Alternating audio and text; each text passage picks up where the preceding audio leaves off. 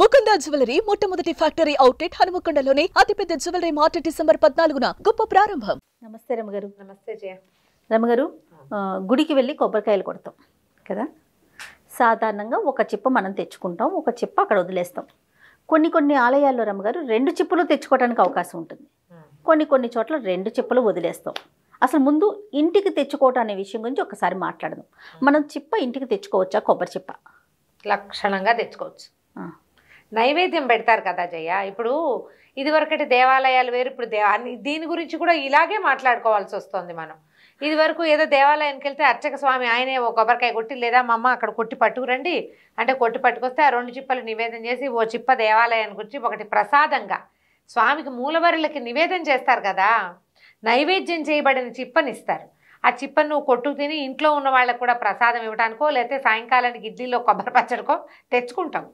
అందులో భయం లేదు, అనుమానం లేదు. మీరు ఇదివరకు విషయం చెప్పారు కాబట్టి ఇంకొక విషయం, ఇదివరకు చక్కగా 2 చిప్పులు ఆయన దగ్గర పెట్టి నివేదించి ఒకటి మనకి ఇచ్చేవాళ్ళు. ఎంత తృప్తిగా ఉండేదో. అవకాశం ఉందా రమ్మగారు? ఇప్పుడు లేదు. ఇప్పుడు అదే నేను చెప్పబోతున్నా, ఇదివరకటిది ఇప్పటిది అని.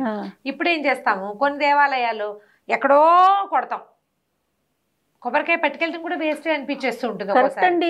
పైగా కొట్టేసరికి కొన్ని గుళ్ళలో మన నిన్న పండి చెప్పాడు కదా, ఈ కాయ కొడితే చిప్ప టవకి మన కింద పడిపోతుంది. ఒక పిల్లకి పిచ్చకుంటుంది, వెనకాల పిల్లక ఆ వెనక అది పట్టుకుంటారు, అది మన చేతిలో ఉంటుంది. తీరా ఆ గుళ్ళోకి తీసుకెళ్తే వాళ్ళేం దేవుడి దగ్గర చూపించరు, ఏం లేదండి, నివేదన లేదు. గుళ్ళో ఓ కాయ కొట్టి మనం దేవాలయ ప్రాంగణంలో ఓ కొబ్బరికాయ కొట్టి ఓ చిప్ప ఎవరు తింటారో ఏం చేస్తారో ఏమవుతుందో మనకు తెలియదు. ఆ కింద పడ్డవి ఎప్పుడో తీస్తారు బహుశా. మరి దేవాలయపు ప్రోటోకాల్ని బట్టి అవి ఎక్కడికి వెళ్ళాలో అక్కడికి వెళ్ళిపోతాయి. మన చేతిలో ఉన్న ఈ చిప్ప ఊరికే ఒక కొబ్బరి చిప్పగా ఇంటికి వస్తుంది, కానీ అది మూలవరులకి నివేదన చేయబడదు. ఆ ఆలయ ప్రాంగణంలో కొట్టాము మనకు ఒక తృప్తి అంతే. నేను కొబ్బరికాయ కొట్టా అంతే. దేవాలయానికి కొబ్బరికాయలు పట్టుకెళ్తాం అనే ఒక సిద్ధాంతానికి అలవాటు పడిపోయి ఇక అదే జయ, నేనైతే చెప్తాను, నేను ఏవి పళ్ళు పువ్వులు కొబ్బరికాయలు తీసుకెళ్ళు. నేను కూడా అంతే. నాకు ఈ 2 చేతులతో దండం పెట్టుకోవాలని ఉంటుంది. ఈ వస్తువులు ఉంటే వాటి మీద ధ్యాస ఉంటుంది, అందుకని నేను పట్టుకెళ్ళను. అయితే చెప్తాను, ఇప్పుడు ఆ మాట చెప్పాలి. మనం శుక్రవారం రాహుకాల పూజ చేయించుకునేదాన్ని కొంతకాలం క్రితం. అప్పుడు కొంచెం తీవ్రమైన అనారోగ్యాలు, ఇబ్బందులు ఏవో చాలా ఉన్నాయి. రాహుకాల పూజ చేసుకోవాలని ఏం చేశాను, శుక్రవారం పొద్దున్నే ఏమైనా చేసి గారెలు కానీ బొబ్బట్లు కూడా చేసి పట్టుకెళ్ళి గారెలు చేసే, మినపగారెలు చేసేదాన్ని.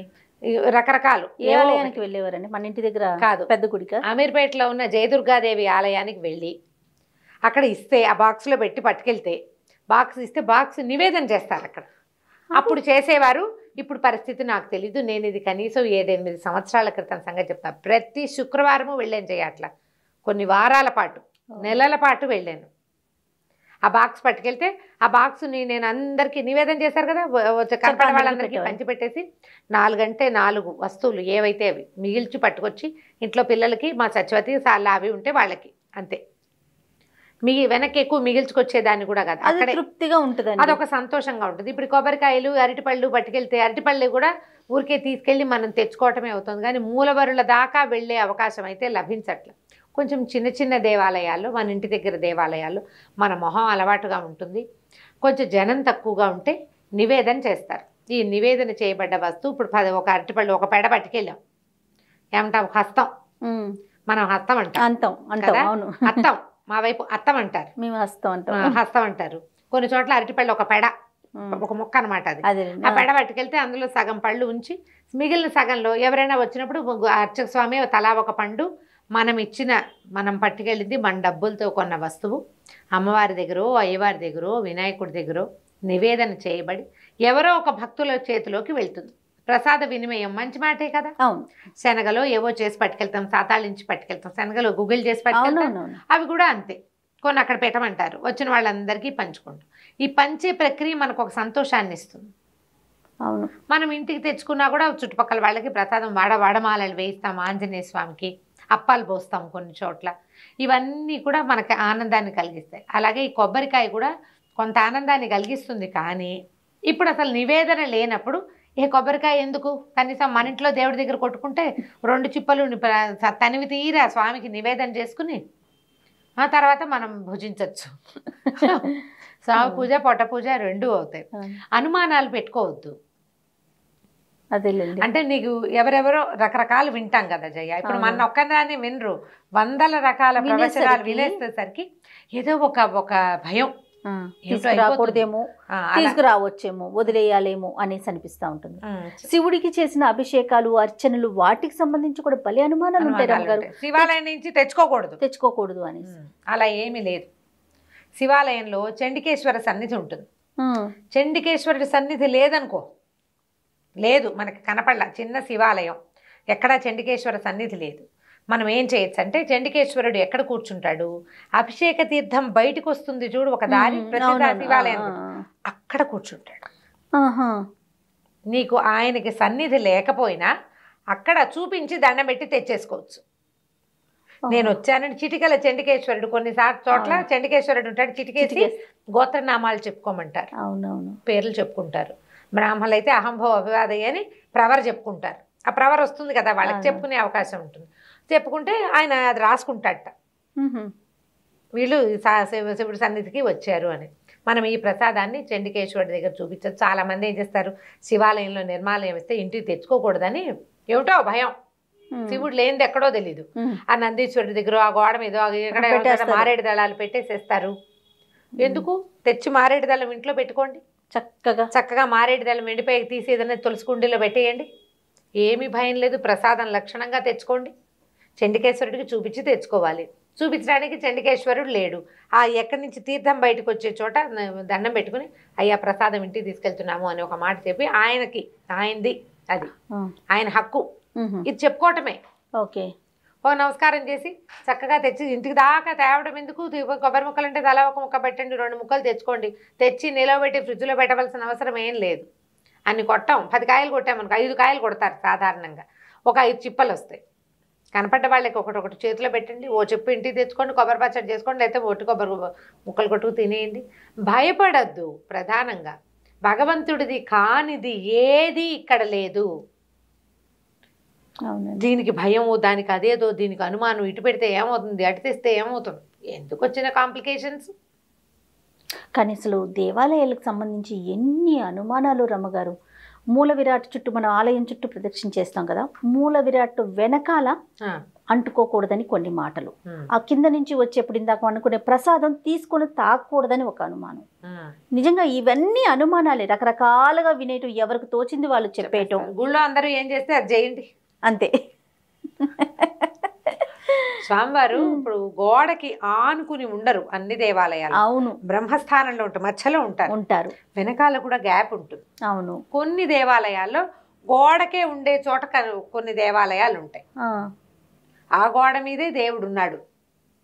అలాంటి చోట స్వామివారి వీపు ముట్టుకోకూడదు కదా, అది అందుకని కొన్ని చోట్ల ముట్టుకోకూడదంట. కొన్ని చోట్ల అది పాయింట్. మనం అన్నిటికీ ఆపాదిస్తే ఎట్లా? అన్నిటికీ ఆపాదించడానికి వీలు లేదు కదా. కాబట్టి అక్కడున్న క్షేత్రాన్ని బట్టి మనం ఆచరించే విధానం ఉండాలి. ప్రదక్షిణ చేసేది కూడా కొన్ని చోట్ల చేయొచ్చు, కొన్ని చోట్ల చేయకూడదు, ఇక్కడ దాకానే ఆ నియమాలు ఉంటాయి. అక్కడ అందరూ చేసేది చెయ్యి, నీకు తప్పులేదు. నువ్వు ఒకడవే ఊరందరిది ఓ దారి ఉలుపు కట్టది ఇంకో దారిగా చేసేవనుకో, మా ఊళ్ళో ఇలాగే చేస్తాం అనకూడదు. ఈ గుళ్ళో ఏం చేస్తారో అది చేయాలి, అది చెయ్యి. ఇక్కడ పద్ధతి ఏదో అది హాయిగా ఉంటుంది, నీకు భయం లేదు. ఇంకా అందరు చేస్తున్నారు కదా, నలుగురు నడిచే దారి అంతే, అదే నియమం అవుతుంది. మనకి ఈ నియమాలన్నీ ఎలా అయినాయి, వాళ్ళంతా చేశారు, నువ్వు కూడా చేయి వాళ్ళ వెనకాల పడి. అప్పుడు నీకు కాంప్లికేషన్ ఉండదు, అనుమానం ఉండదు, ప్రశ్న ఉండదు. అవి ఎప్పుడు వస్తాయి ప్రశ్నలు? మనం వేరేగా చేసినప్పుడు అమ్మో ఎవరు చేయట్లేదు, మనం చేసాం, మనకి ఏమైనా అవుతుందేమో. వెళ్ళేటప్పుడు ఏ బొట్టన వేలో తగిలింది అనుకో, ఇక అదేమిటో చేసాం, అందుకు ఇది వచ్చింది, పిల్లాడు పడిపోయాడు. అవునవును. పైగా ఏంటంటే జనాలు ఎలా ఉంటారంటే, అందులో మనం కూడా ఉన్నాం జయ, అందరూ అందులో నువ్వు నేను తేడా లేదు. అదేమిటి అలా చేశారు, అలా కాదు కదా అంటాం. అనంగానే వీళ్ళు అప్పుడు ఏమో మేము ఇలాగే చేస్తున్నాం అంటారు, కానీ ఏదైనా సమస్య రాగానే అమ్మో అలా చేయకూడదేమో, వాళ్ళు చెప్పారు, వాళ్ళు ఇలాగన్నారు అని వాళ్ళని అడిగి ఇంకోళ్ళని అడిగి పైగా ఇప్పుడు ఇంకో మాట చెప్తాం, ఇలాంటప్పుడే చెప్పేయాలి. అది మీరు ఏదో పూజో వ్రతమో ఏదో పెట్టుకున్నారు, మీరు ఎవరిని చూసి అది పెట్టుకున్నారో, ఎవరిని అడిగి పెట్టుకున్నారో వాళ్ళనే కంప్లీషన్ గురించి కూడా అడగాలి. దాని మీద ఉన్న అనుమానాలు ఇంకోళ్ళని అడగకూడదు. అడగద్దు. పోనీ ఎవరినైనా చూసి వాళ్ళ ఇంట్లో చేసుకున్నారు బాగుందని మీ అంతట మీరే సంకల్పించి చేసుకున్నారు. మీ బుద్ధిని ఫాలో అవ్వండి.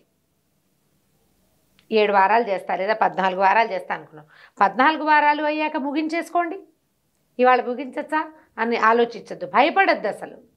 అలా భయం కొలిపే వ్యవహారం జోలికి భగవంతుని విషయంలో వెళ్ళబోకండి. మీకు హాయిగా ధైర్యంగా దేవుణ్ణి కొలుచుకోగలిగే అవకాశం ఆలోచన ఉంటే అలా కొలిచేయండి అంతే.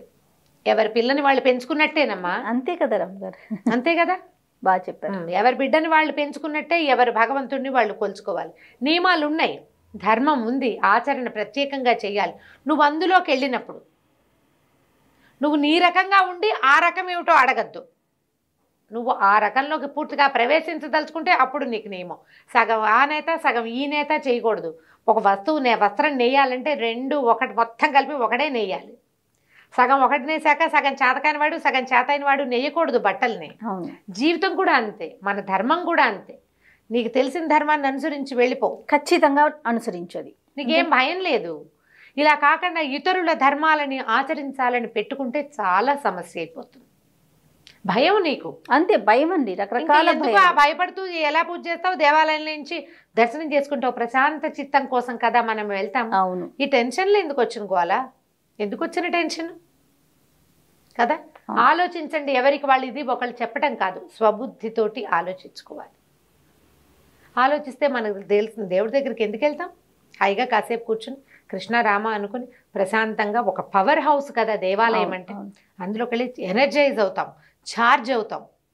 అనుమానంతో కాదు, భయాలు పెట్టుకోవద్దు. భగవంతుడు మనల్ని నడిపించడానికి ఉన్నాడు, ఇంకేదో చేసేయడానికి లేడు. భయపెట్టడానికి కాదు ఆయన ఉన్నది, నడిపించడానికి ఉన్నాడు. మనని నడిపించేవాడి చెయ్యి గట్టిగా పట్టుకో, అటు ఇటు దిక్కులు చూడకు. ఆయన ఎటు నడిపిస్తే అటు వెళ్ళిపో చక్కగా ప్రశాంత చిత్తంతో. హాయిగా ఉంటుంది, అసలు ఏ కాంప్లికేషన్స్ ఉండవు, క్వశ్చన్లు ఉండవు. ఎంత బాగా చెప్పారు అమ్మగారు. నమస్తే. నమస్తే.